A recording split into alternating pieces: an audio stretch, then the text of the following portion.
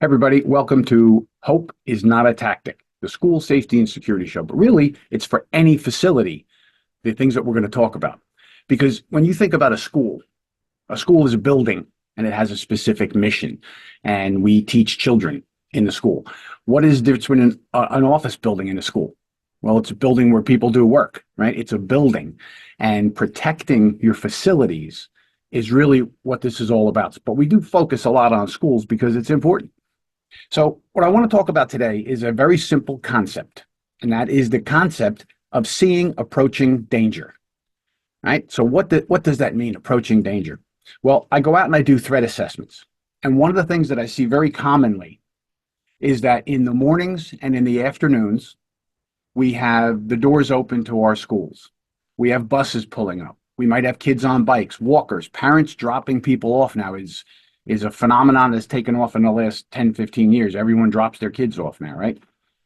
So when we think about those times, morning and afternoon, when the doors are open, often see a lot of the school staff outside the building in the morning, waiting for the children to get dropped off or to get ready to start their day.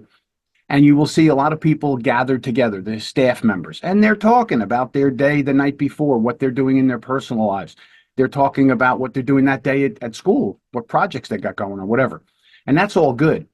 But the problem is, for us to react quickly to potential danger, we have to see it first. We have to know that it's happening. And that's where the concept of seeing approaching danger is extremely important. So when I think about, let's go to the front of the school now, where we have the buses pulled up and all the kids are getting off. And in most of our school districts, we have lots of buses. There's buses as far as you can see. And what happens is, if that staff is not properly positioned to see approaching danger, then if something shows up to hurt you, it's going to be on top of you before you get a chance to do anything. So let's start our day. We're all out front. How should we position our people? Well, first of all, there are a couple of things that we need to consider. I say anyone who's outside at arrival or dismissal should have a traffic vest on so that they're visible, and they should have a radio. Now, the reason that we do this, when somebody is driving up to your school, walking up to your school, and they want to do something bad, they're going to make observations of what's going on. And if they look up and they see a bunch of people in traffic vests with radios, they may not know that they're school staff members. They may think it's security. They may think it's staff who are armed or whatever it is, but they see a bunch of official looking people, so that maybe this is not the thing to do. So outside, a radio and a vest is important for everyone that's out there. And where would you position them now? Well, what I say is you go to the furthest ends of your buses, where you might not be able to see around the corner of the buses, where somebody could be walking right up to you and all the kids, and you wouldn't see them come until they turn that corner, and then it's too late. So approaching danger, we have to see it coming. So that's why we put people at both ends of the buses and people in the middle, so that people can watch the streets, watch the neighborhood, watch the approaching areas where somebody might walk up to you and all the kids coming into the building. And if they walk up and you can see them come, and say, God forbid, but you see somebody walking up and they're carrying a rifle, wouldn't it be nice to see that 100 yards away, as opposed to someone turning the corner of the bus and doing something terrible, right? So the whole idea of approaching danger is you have to see it coming. So take a look at, where do you position your staff in the morning? Where do you put them? Vests, radios, and in positions to see danger approaching you is going to buy you some time. And what do we say here?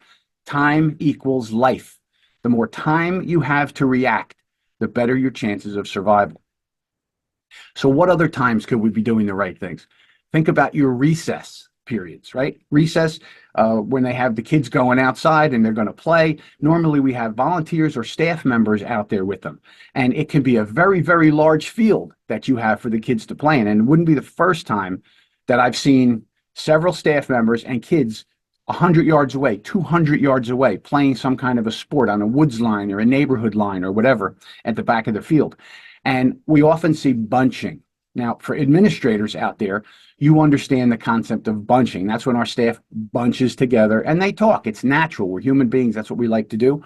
But for a safety and security position, We have to remember seeing approaching danger is the key. So if you're going to have kids playing out in those fields 200 yards away, there should be a staff member out there with a vest and a radio, so that if they do see someone in the woods walking along, showing up, coming onto the property to do harm, that person can see it and radio right away. You know, dangerous person approaching, whatever it is. So that's the whole concept of seeing approaching danger. Look at all your operations. I know there are a lot of schools that will have a teacher in the nice weather take the students outside, somewhere onto the property where they sit and conduct class outside in the sunshine. It's a beautiful day, right, in the spring or fall. And Florida all year round. But anyway, you know what I'm saying. So if that teacher goes out there, that teacher should have a radio, right? Not necessarily a vest because she's teaching or he's teaching. But the reality is if they're going to take children outside the building, they should have a radio so that they can call for help. They can let you know something's going on. They see something. So the concept of approaching danger is really very simple. We look at all of our operations where we have staff and students, and they are somewhere where someone might do something, have access to them outside, lunchtime, recess, sports. You know, you have a gym class out there. Do the gym teachers have a radio? Do they have flashing blue lights on the sports field so they can see that the building's going into lockdown? The radio is very important. Do you have PA systems out there on the sports fields so that they can hear the announcements, right? Approaching danger. The sooner we can see it, the sooner we can react to it. Because remember, time equals life. All right. This is Lieutenant Joe for Hope is Not a Tactic. Be safe, be secure, be empowered. Look at your operation, figure out where you can position your people, make sure they have communications, and keep everybody safe.